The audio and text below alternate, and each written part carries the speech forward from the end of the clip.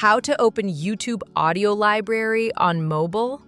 So hello guys, welcome back to my YouTube channel. In this quick tutorial, I'll be showing you how you can easily open your YouTube audio library on mobile.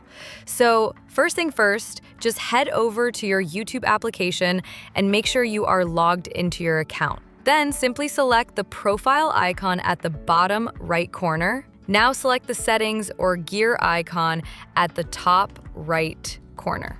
Once you're inside here, scroll all the way down until you see the option Help. Just tap on this because you do not see the direct option to head over to the YouTube audio library on mobile.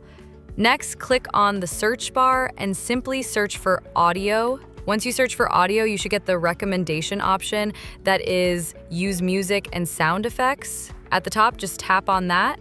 Once you're inside this interface, you can see that you can actually sign into YouTube Studio to head over to the audio library. However, you can also access the audio library directly at the mentioned link. Just tap on this and you should be redirected to this particular interface.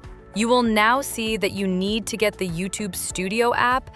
You can tap on the Continue to Studio option below, and just like that, you should be successfully redirected to this page where you can automatically see all of the audio library. That's it for today, guys.